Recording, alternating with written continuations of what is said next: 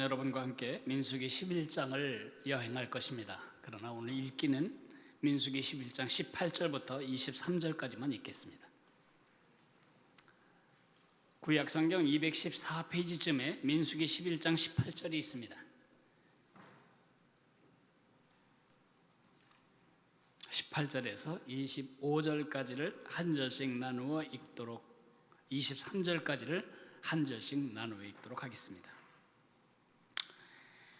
또 백성에게 이르기를 너희의 몸을 거룩히 하여 내일 고기 먹기를 기다리라. 너희가 울며 이르기를 누가 우리에게 고기를 주어 먹게 하랴? 애굽에 있을 때가 우리에게 좋았다 하는 말이 여호와께 들렸으므로 여호와께서 너희에게 고기를 주어 먹게 하실 것이라. 하루나 이틀이나 닷새나 열흘이나 20날만 만든 뿐 아니라 냄새도 싫어하기까지 한 달 동안 먹게 하시리니 이는 너희가 너희 중에 계시는 여호와를 멸시하고 그 앞에서 울며 이르기를 우리가 어찌하여 애굽에서 나왔던가 함이라 하라. 모세가 이르되 나와 함께 있는 이 백성의 보행자가 60만 명이온데 주의 말씀이 한 달 동안 고기를 주어 먹겠다 하시오니 그들을 위하여 양떼와 소떼를 잡은들 조카오며 바다의 모든 고기를 모은들 조카오리이까.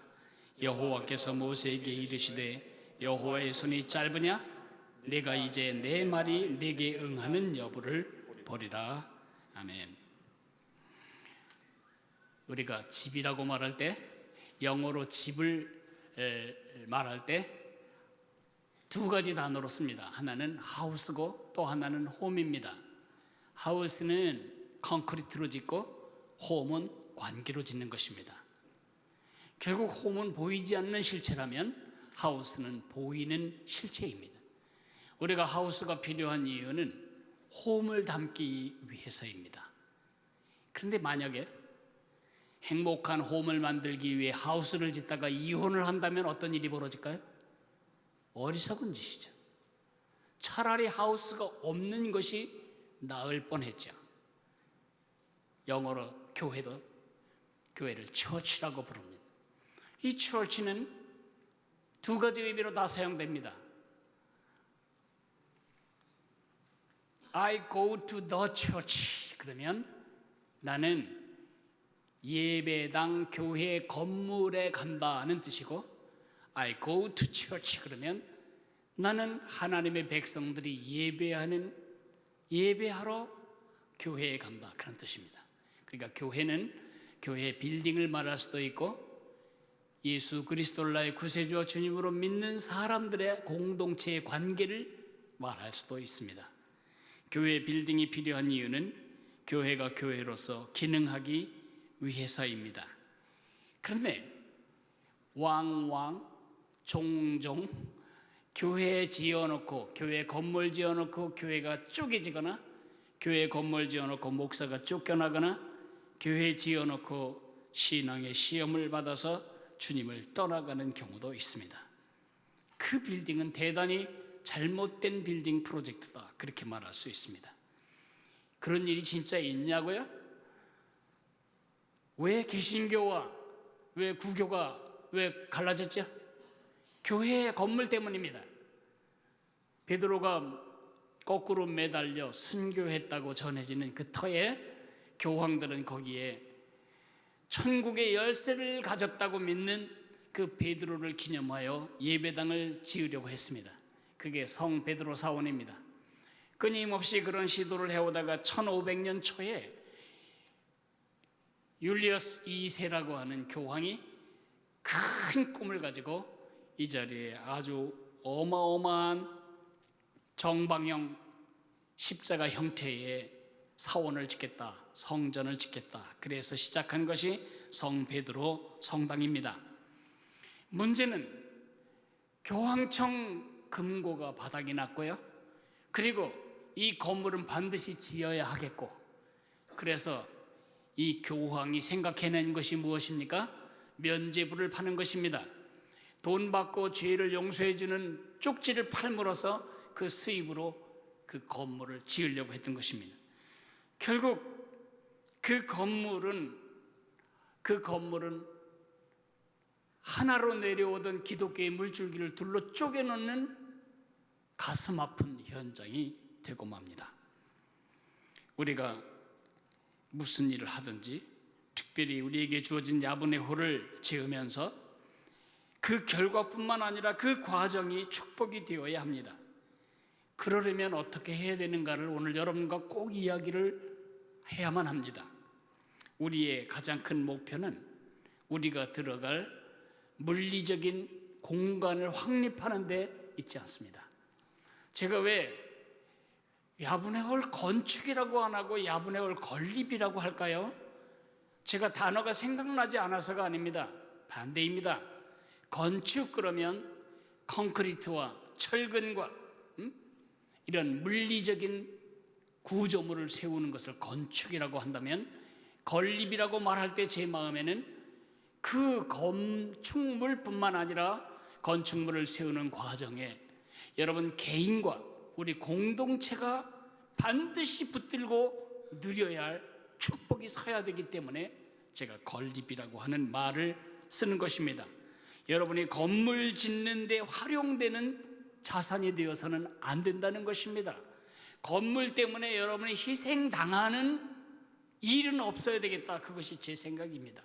오히려 건물 프로젝트 때문에 여러분이 인격적으로 영적으로 성숙하고 여러분 자신의 생애와 여러분 자손들의 생애에 대물림할 영적인 자산, 기도가 남아야 되기 때문에, 기도가 서야 되기 때문에 저는 첫 번부터 야분의 홀 건축이라는 말을 사용하지 않고 야분의 홀 건립이라는 말을 사용하는 것입니다. 어떻게 해야 건립이 될까? 건축물로 끝나는 일이 아니고, 우리 돈 없어 죽겠는데 또 돈 헌신하고 마음은 씁쓸한 마음이 쓴 결과로 끝나지 않고, 이 일이 우리 모두가 다 영적으로 도약하고 비상하는 그런 축복의 기회가 되게 하려면 어떻게 해야 되는가? 그것을 제가 오늘 우리가 읽은 본문에서 찾아드리려고 합니다. 이스라엘 백성들이 텐트마다 끄끄거리고 울어대기 시작합니다. 이스라엘 백성들이 통곡하고 우는 소리가 점점 합창처럼 커집니다. 모세가 이곳저곳에서 흘러나오는 흐느낌의 주제를 파악해 보니까 그 주제는 하나입니다. 고기 먹고 싶당. 그렇게 쓰죠 요즘은요, SNS에. 고기 먹고 싶당. 누가 우리에게 고기를 먹여주겠냐? 맨날 먹을 거라고는 만나, 아침도 만나, 점심도 만나, 저녁도 만나, 간식도 만나, 주식도 만나, 만나밥, 만나죽, 만나국, 만나튀김, 만나빵, 만나. 이젠 만나가 아니고 만나가 맛없나가 됐다. 이 지겨운 음식밖에는 먹을 것이 없다. 그러자 모세는 더 이상 이 백성들을 이끌고 나가고 싶지 않았습니다. 그렇게 엄청난 하나님의 구원을 받고도 새까맣게 잊어버리고 고기 때문에 또 차라리 이집트가 나았는데, 차라리 이집트에서 죽는 게 훨 낫었는데, 그곳에서는 야채, 오이, 참외, 부추, 마늘, 파, 정말 그때가 좋았는데, 이렇게 백성들이 말하는 것에 대해서 모세는 마음이 너무 상하고 더 이상 이들을 위해 자기 생애를 헌신해야 할 이유를 느끼지 못할 정도로 실망하게 됐습니다. 그래서 그가 하나님 앞에 똑같이 원망하고 불평합니다. 여러분, 내가 지금부터 민수기 11장에 5구절을 읽어드릴 텐데, 여러분이 하실 일은 손 가지고 몇 번이나 내가 혹은 나를, 나, 영어로 I라는 말을 모세가 반복해서 쓰고 있는지를 헤아려 보시기 바랍니다. 시작하겠습니다.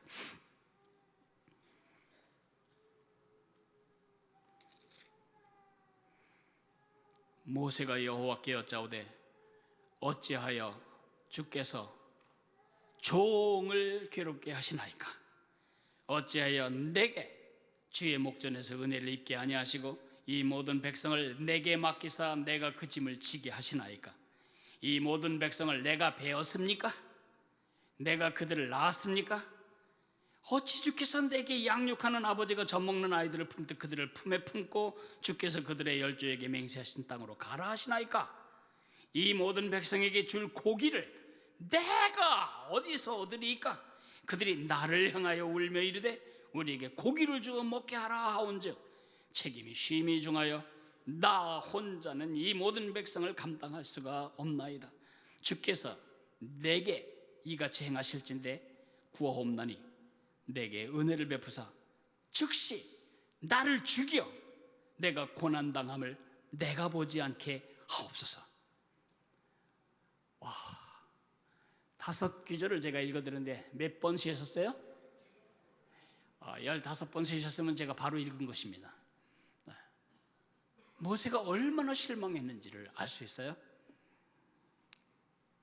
그럴 때 하나님은 이런 믿음 없는 녀석 같으니라고 이렇게 하고 모세를 책망하는 대신 2가지를 약속합니다. 네가 많이 지쳤구나. 이제 너 혼자가 아니고 너를 도와 이 백성들을 함께 이끌어 나갈 팀을 만들어 주마. 그래서 70명의 장로를 세워주시겠다고 약속하십니다. 그리고 또 하나 약속은 내가 고기를 먹여주마. 내가 고기를 먹여줄 텐데 하루나 이틀 정도 고기 먹는 게 아니고 1주간이나 2주간 먹는 게 아니고 한 달 동안 30일 내내 고기를 먹어서 입에서 고기 썩은 냄새가 느껴질 때까지 질릴 때까지 먹게 해주겠다. 2가지 약속을 합니다. 모세는 첫 번째 약속에 대해서는 수국이 가는데 2번째 약속에 대해서는 아무리 계산해도 계산이 안 되는 것입니다. 그래서 모세가 이렇게 말합니다. 장정만 60만 명입니다. 하나님 정신 좀 차리세요. 현실성 있는 말씀을 하셔야죠. 장정만 60만 명이라니까요. 곱하기 그의 노친, 노부모 아니면 그의 자식, 그의 아내 합이면 평균 4 하겠습니다. 그러면 60만 곱하기 4는 250만이지요. 곱하기 그 배 터지게 고기를 먹으려면 하루에 2근씩 먹어야 되는데 그러면 250만 곱하기 2근이면 500만 근이 필요합니다. 매일매일 500만 근에 곱하기 30일이면 저는 계산이 더 이상 안 됩니다. 제 컴퓨터는 찼습니다. 그러자 하나님이 얘야 내 손이 짧아졌냐? 내 손이 짧아졌냐? 네가 이제 내 약속이 응하는 걸 보게 될 거다. 그래서 이제 2가지 약속이 성취됩니다. 하나는 70명의 장로들을 세웠을 때에 하나님께서 그들에게 성령을 부으십니다. 기름을 부으셔서 모세와 함께 이 백성들을 이끌고 나가게 하십니다. 이렇게 해서 그들을 지도하는 팀이 생기자 모세는 이날부터 나 죽여주세요. 그런 기도하지 않습니다. 끝까지 갑니다. 2번째, 고기를 이제 먹이시는 대목인데 하나님 장정만 60만 명인데 어쩌려고 그런 말씀하십니까? 아마 모세 이렇게 생각했겠죠. 이것이 시적인 표현일 것 같다. 많이 먹게 해주겠다 뭐 그런 뜻으로 생각했을지 몰라요. 아닙니다. 하나님 문자적으로 그 약속을 이루셨습니다. 이들이 머무는 곳에서 하룻길을 2규빗의 메추라기가 덮은 곳입니다. 메추라기는 떼새죠. 이 이동하는 떼새가 이동하는 경로에 하나님께서 강력한 동풍을 불므로 이 새들이 그 풍을 이기지 못하고 이 날개에 힘이 없어져 가지고 다 이제 떨어지는 겁니다. 그 떨어진 위치가 바로 이스라엘 백성들이 포진하고 있는 위치였는데 하룻길 여러분이 하루 걸어서 가면 어디까지 갈 수 있을까요? 보통 예전 어른들은 하룻길을 100리로 잡았습니다. 100리면 우리 우리가 쉬운 개념으로 하면 40km입니다. 40km가 얼마나 되냐? 여기서부터 걸어서 송도 해변까지 가면 그게 40km입니다. 그 40km의 구간을 2규빗을 덮었다고 했으니까 2규빗은, 규빗이라고 하는 게 팔꿈치 끝에서 손끝까지입니다. 이게 자인데 이걸 둘로 합치면 90cm 두께로 메추라기가 덮어버린 것입니다. 사람들마다 몇 가마니씩 그것을 주워다가 잡아다가 이 내장을 발려내고 전부 말려서 이제 고기를 먹기 시작하는 것입니다.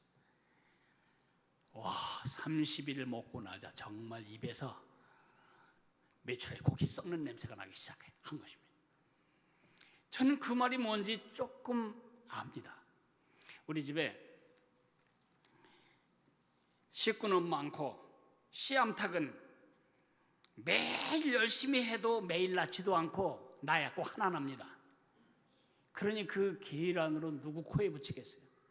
우리 어머니 주특기대로 계란 하나에다가 그냥 물을 많이 붓고 거기다 파만 잔뜩 썰어 넣고 새우젓 넣고 그렇게 해서 그냥 겨우 한 수저씩 먹었는데, 제 소원은 통째로, 알을 통째로 좀 시커 먹었으면 좋겠다. 근데 그 꿈이 이루어지더라고요. 우리 집에 이제 양계가 시작이 되었어요. 그 어린 시절에 우리 아버지 일본에서 배워오신 방식대로 이제 양계를 시작하시는데 병아리가 300마리가 들어왔어요. 이것들이 점점 커가지고 이제 알을 낳기 시작하는데, 이 첫 번째 낳은 알이 얼마나 하냐면 탁구공만 해요.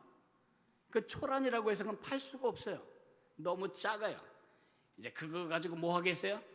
삶아서 소금 찍어 먹는 겁니다. 제가 초등학교 4학년이나 3학년쯤 뭐 그때쯤 됐을 것 같은데, 그때 제가 몇 개까지 먹었냐면 10개까지 먹었습니다. 그 계란을 10개를 먹으면 어떤 일이 벌어지는지 아시겠습니까? 이 코에서 닭똥 냄새가 납니다. 제 말이 믿어지지 않거든 오늘 집에 가서 10개 사다가 삶아가지고 잡숴보십시오. 절대 여러분 큰 계란 5개 이상 먹지 못합니다. 코에서 정말 닭똥 냄새가 난다니까요. 이스라엘 백성들이 그렇게 먹은 것입니다. 그 이야기가 오늘의 이야기입니다. 제가 여러분의 주의를 환기시키고 싶은 것은 하나님이 이들을 메추라기로 배불려 주셨다, 그 얘기하고 싶은 것이 아닙니다. 제가 여러분에게 꼭 환기시켜야 할 것은 이 사건에 대한 하나님의 평가입니다. 이 사건을 경험한 이스라엘 백성들이 어떻게 되었는가? 하나님의 평가. 이 사건은 이스라엘 백성 공동체에 어떤 의미가 있었는가? 이 기적은 그들에게 복이 되었는가? 이런 하나님의 평가를 저와 함께 보셔야 합니다. 그 평가가 시편 106편에 기록되어 있습니다. 시편 106편은요 출애굽한 이야기, 광야에서의 이야기가 큰 주제인데 그 중에 저기 나와 있는 대로 15절 부분이 뭐에 관한 것이냐면 바로 메추라기 사건에 관한 것입니다. 우리 개역 개정을 제가 읽어드리면, 그러므로 여호와께서는 그들이 요구한 것을 그들에게 주셨을지라도 주셨습니다. 요구한 대로 원 없이 주셨습니다. 그런데 그들의 영혼은 쇠약하게 하셨도다. 이전에 개역 개정 말고 개역 한글은 그들의 영혼은 파리하게 하셨도다, 그렇게 돼 있어요. 파리하다는 말이 뭐죠? 너무 삐쩍 말라가지고 황폐된 상태를 말하죠. 더 메시지 성경을 보면 이렇게 되어 있습니다. He gave them exactly what they asked for. 그들이 요구했던 것을 정확하게 주셨습니다. 많은 along with it they got an empty heart. 실컷 먹었지만 그들이 또 얻은 건 뭐냐? 텅 빈 가슴. 아유, 이 똥쿨이 나는 고기를 먹으려고 우리가 그렇게 통곡하듯이 밤새 울었나? 빈 가슴, 씁쓸한 가슴. 우리가 이 시대의 최대의 유행어가 된 형용사 자괴감이 든다. 진짜 빈 가슴. 그것을 제가 자연스러운 우리 말로 번역하면, 주님은 그들이 요구하는 대로 다 주셨지만 그것과 함께 그들이 얻은 것은 빈 가슴뿐이었다. 저의 가장 큰 염려는 건물을 지을 재정이 조달되지 않을까, 그거 아닙니다. 저는 지금까지 정말 홍해바다 가르듯 맨 땅에 헤딩하듯 수많은 무에서 유를 경험하며 살아왔습니다. 반드시 이 건물은 지어집니다. 어떤 방식으로 지어질지, 어느 시점에 지을지 그건 잘 모르겠습니다만 이 건물은 반드시 지어집니다. 제 염려는 건물에 관한 것이 아니고 건물만 남게 될까 봐 그게 걱정입니다. 메추라기만 먹었을 뿐 그 영광스러운 기적을 통해 하나님의 능하신 손도 보지 못하고 하나님의 임재의 영광도 보지 못하고 그 경험을, 그 기적을 자기들의 삶의 자산으로 활용하지 못한 채 empty heart, 텅 빈 가슴으로 고기 먹은 추억, 옛날의 이야기로 갖게 된 것처럼 우리가 그리 될까봐 그것이 제 염려입니다. 야분의 후를 약속하신 하나님께 얻을 축복이 건축물뿐이라면 그거는 큰 낭비입니다. 이들이 얻은 기적을 통해 얻은 것이 고기뿐이라면 그것이 큰 손해인 것과 같습니다. 이 건물을 통해, 이 건물을 짓는 과정과 결과를 통해 우리 생애 내내 누리고 우리 자손들에게 넘겨줄 두 가지 축복의 유산, 그것은 영적 성숙과 기도입니다. 우리가 이렇게 건축하는 것이 아니고 이것을 건축하는 과정을 통해 우리가 하나님의 사람으로 건립되고 우리 기도가 설 수 있다면 이것은 돈의 문제도 건물의 문제도 아닙니다. 이것은 우리의 기회입니다. 축복입니다. 그렇게 되려면 어떻게 지어야 할까?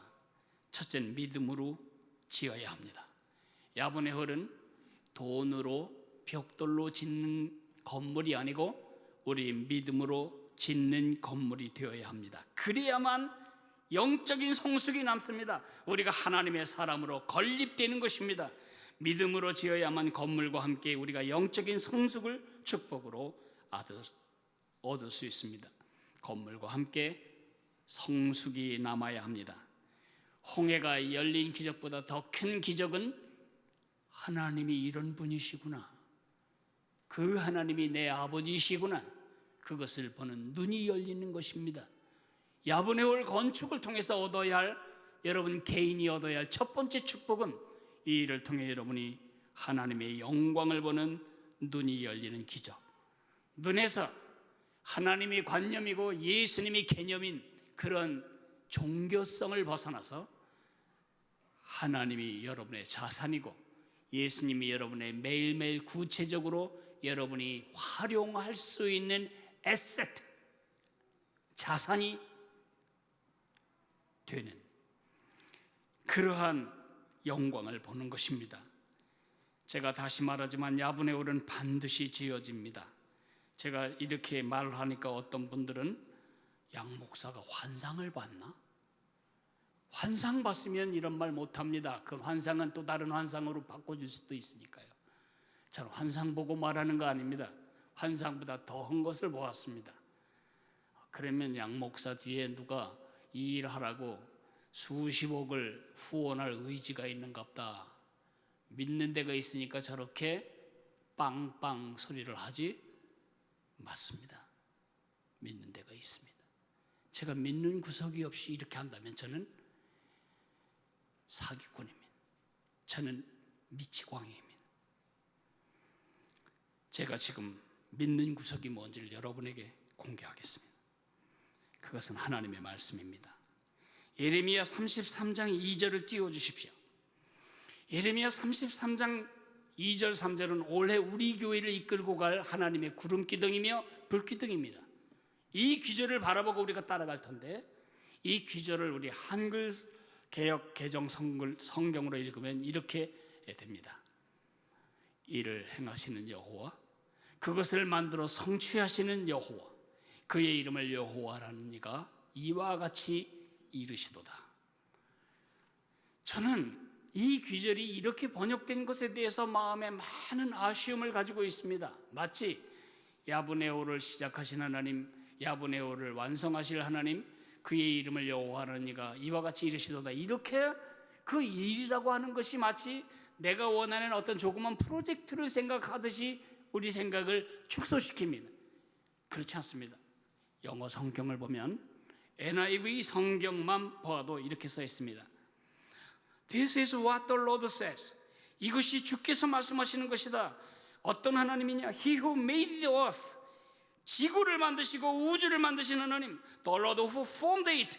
지구를 형성하시고 빚으시고 달을 빚으시고 태양을 빚으시고 and established it. 그것을 제자리에 놓으신, 그 자리에 꽂아 놓으신 그 하나님. 창세기 1장에 온 천지 만물을 만드신 하나님. 어떻게 하셨죠? 누가 헌금을 해가지고 지구를 만들었죠? 누가 도네이션을 해서 지구가 얼어 죽지 않도록 태양 주위를 돌도록 이 시스템을 구축했죠? 누가?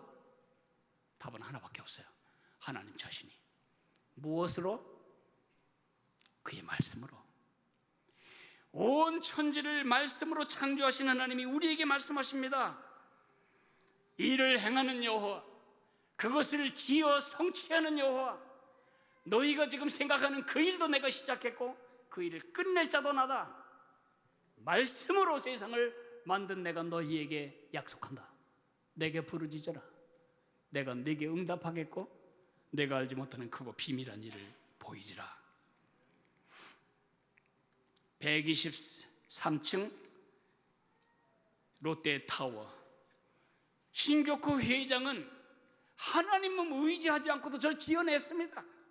하나님 없이도 짓는데 하나님이 야브네오를 짓는 걸 가지고 그렇게 힘들어 하실까요? 힘든 건 하나님이 아니고 우리입니다. 왜 우리가 힘들까요? 믿음이 없기 때문입니다. 믿음이 없다는 말을 들을 때 굉장히 기분이 나쁘죠? 근데 저도 하나님을 기분 나쁘게 하는 생각을 하고 있었어요.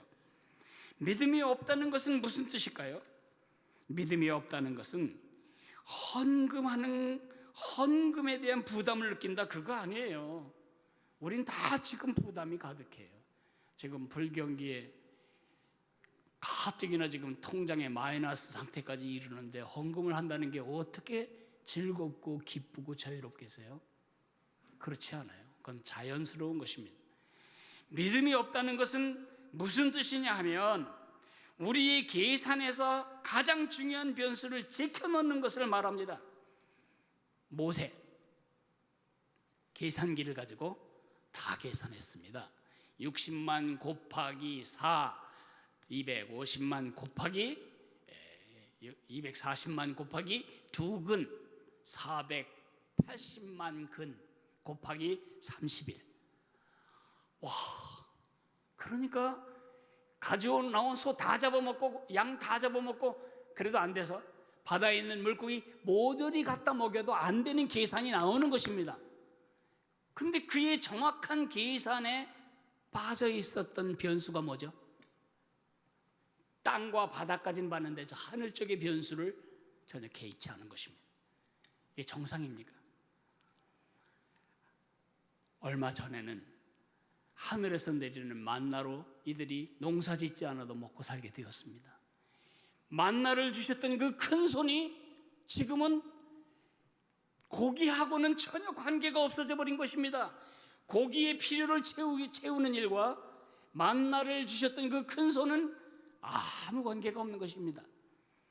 반석에서 물을 주셨던 하나님, 홍해 바다를 가르신 하나님, 출애굽시키신 하나님, 10가지 재앙으로 애굽을 초토화시키셨던 그 능력의 하나님, 그건 그때고요. 그건 그때 그 상황이고요. 지금 고기가 필요하고 지금 내가 안고 있는 직면한 현실은 아무 관계가 없다면 이 과거에 있었던 일은 뭘로 끝나는 거죠? 그냥 그 기적으로 끝나고 마는 것입니다. 미래에 계획을 할 때, 현재의 문제를 직면할 때 우리가 얼마나 많은 경우 하나님을 지켜놓는지 모릅니다. 그건 영적인 거고 이거는 돈에 관한 건데, 어떤 돈은 영적이지 않나요? 그 돈은 하나님과 관계가 없는가요? 여러분의 호흡이 하나님과 관련되어 있고 생명이 하나님과 관련되어 있는 한 여러분이 손대는 모든 일은 전부 하나님과 관련된 일입니다.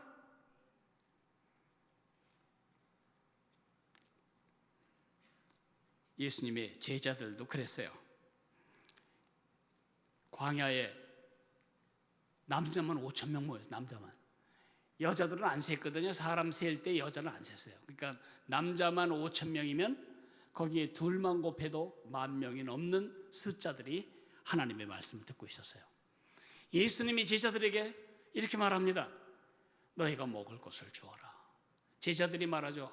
예수님 자꾸 저러시면 안 되는데, 이 사람들 밥을 먹여야 되는데, 여기저기서 꼬르륵 소리가 들리는데. 그래서 예수님께 와서 좀 여기 어떡하죠 이거? 빨리 흩어서 사람들이 가서 먹을 걸 찾아 먹게 도와주십시오. 예수님이 너희가 먹을 걸 주어라. 그러자 빌립이 빨리 계산을 합니다. 5,000 곱하기 2만 곱하기 햄버거 하나, 그러면 10,000개. 10,000개 곱하기 5,000원이면 얼마? 그래서 나온 계산이 이들이 아주 조금씩 그냥 간식 정도로 먹으려고 해도 200데나리온의 돈이 필요한데요. 그 돈을 우리가 어디서 구하겠습니까? 빌립이 계산이 잘못된 것은 뭐냐면 계산 착오입니다. 뭐가 빠졌죠? 예수님이 하나님이시라는 사실. 방금 전에 그들이 보았던 수많은 기적의 주인공 예수님이 하나님이라는 사실이 그들의 계산에 찍혀져 있었습니다. 이게 계산 착오입니다. 믿음이 성숙한다는 것은 교회 생활에 익숙하다는 뜻도, 성경 지식이 증식된다는 뜻도, 종교성이 증진된다는 뜻도 아닙니다. 믿음이 성숙하다, 그것은 내 매일의 삶에 크신 하나님의 현존하심을 인식하고 의식하고 인정하고 내 모든 삶의 계산수에 그분을 제일 첫 번째 계산수로 넣는 것입니다. 성경은 이렇게 말합니다. 너는 마음을 다하여 주 너희 하나님을 의지하고 네 명철을 의지하지 말라.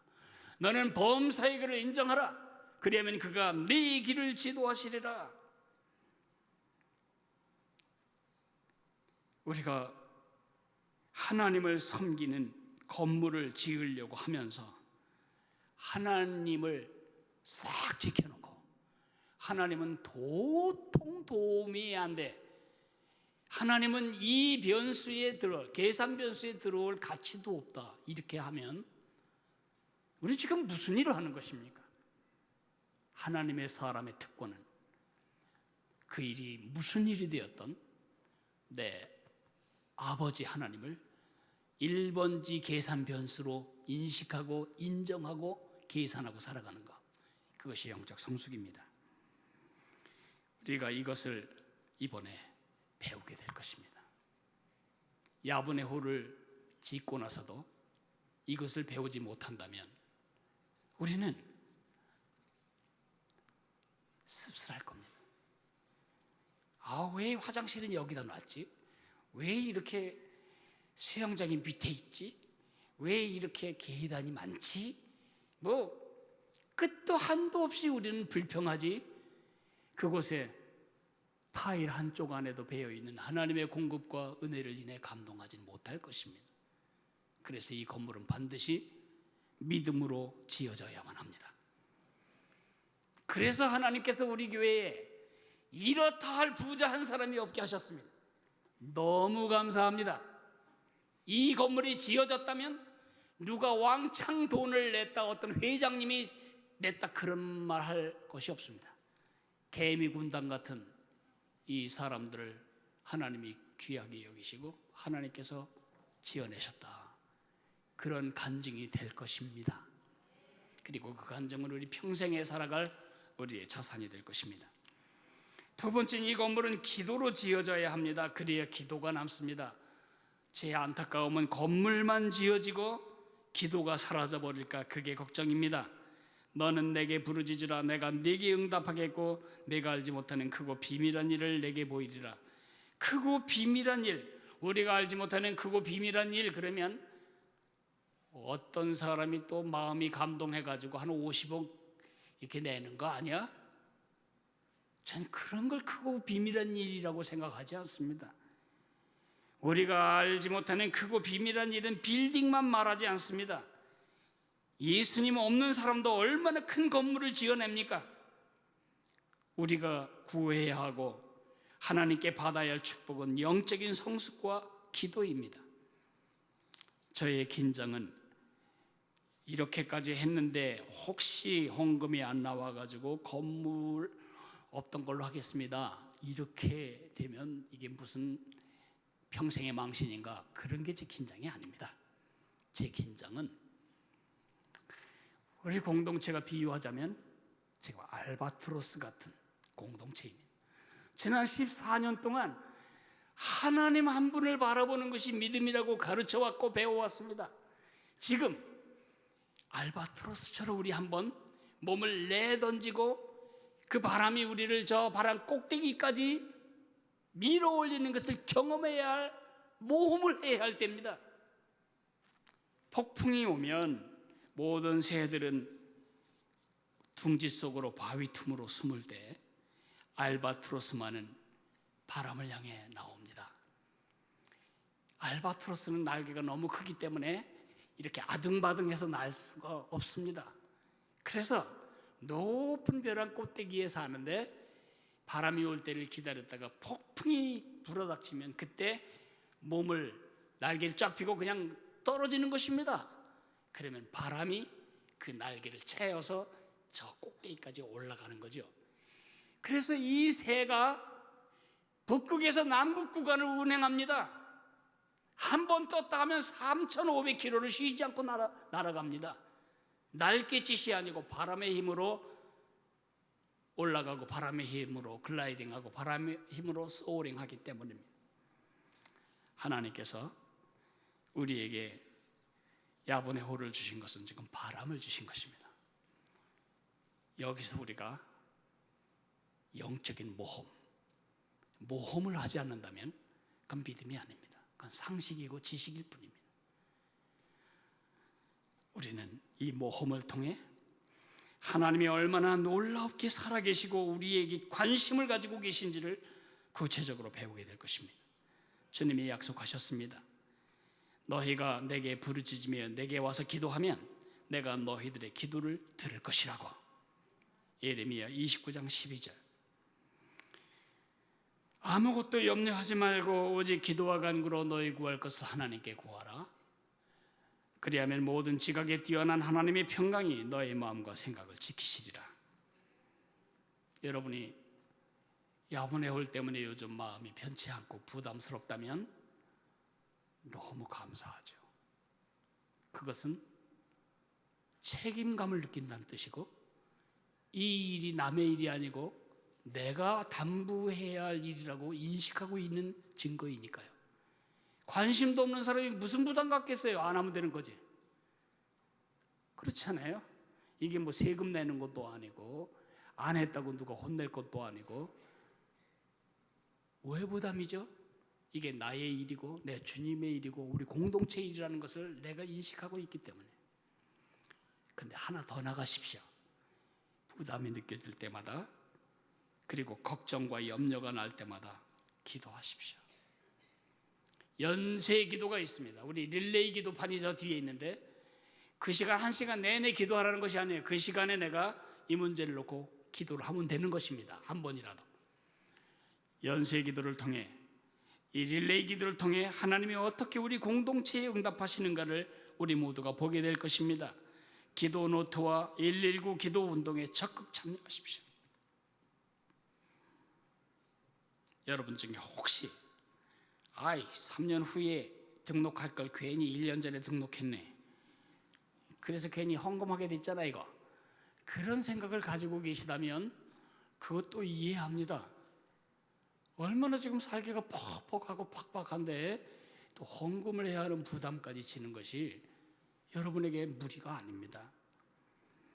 그러나 이것은 우리가 해야 할 책임과 과제와 숙제가 아닙니다. 이것은 우리가 누릴 일생 다시 없을 축복의 기회입니다. 저는 야분의 호를 지으면서 여러분과 내 속에 있는 두 가지 나쁜 습관이 교정되기를 기도합니다. 첫째로는 하나님을 빼놓고 계산하는 버릇, 두 번째로는 기도 없이 내 힘으로 해보려고 하는 버릇, 이 두 가지 버릇을 교정하기를 기도합니다. 반대로 두 가지 좋은 습관이 여러분 속에 내 속에 형성되기를 기도합니다. 언제나 모든 일에 하나님을 제1변수로 전제하고 계산하는 버릇, 모든 일을 기도로 시작하고 기도로 진행하고 기도로 끝내는 버릇. 아무쪼록 우리가 이 건물과 함께 우리가 지어지는, 그래서 그 건물이 건축물이 아니고 우리를 세운 그런 하나님의 작업장으로 인식될 그런 복된 건립 과정이 되기를 축복합니다. 그러려면 우리가 돈이 아니고 걱정이 아니고 기도와 믿음으로 이 건물을 지어내야 할 것입니다. 저는 준비되었습니다. 여러분도 그렇게 하시겠습니까? 우리 주님의 기적을 한번 봅시다. 찬양하겠습니다.